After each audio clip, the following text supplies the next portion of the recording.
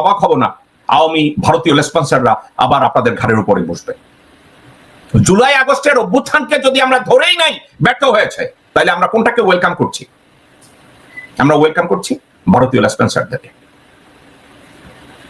আমাদের একটা কথা ভুললে চলবে না, বাংলাদেশে নিযুক্ত ভারতীয় চুতমারানি বাংলাদেশে এখন নেই, এবং তার বাংলাদেশে শেখ পরিবারের কোন কুকুর, শেখ পরিবারের মানুষরূপী কোন হারামজাদা গণভবন বঙ্গভবনে বসবে না। It should be hour mindset.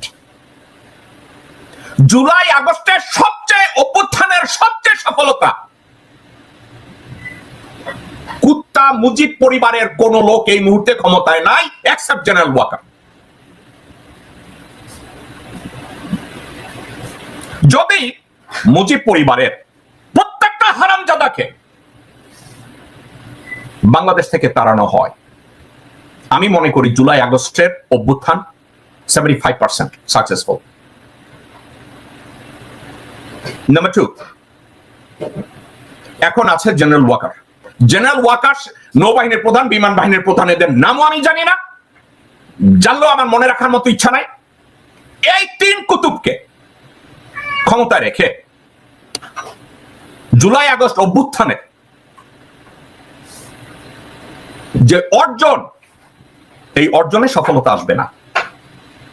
আমি প্রথমেই বলেছি, এই অভ্যুত্থানকে সফল করার মূল চাবিকাঠি হবে ছাত্র এবং জনতাকে রাস্তার দখল রাখতে হবে।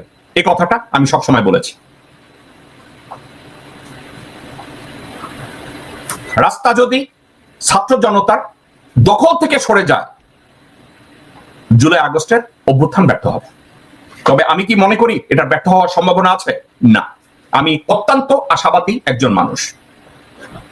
আপনাদেরকে আমি একটা কথাই বলে রাখি, বাংলাদেশে এমন কোন ব্যক্তি বা এমন কোন রাজনৈতিক দল নাই যারা বলবে বাংলাদেশের অর্থনৈতিক অবকাঠামোকে পিঠে করে সামনে এগিয়ে নিয়ে যেতে পারবে বাংলাদেশের উন্নয়নের জন্য, পরিবর্তনের জন্য, রিফর্মের জন্য।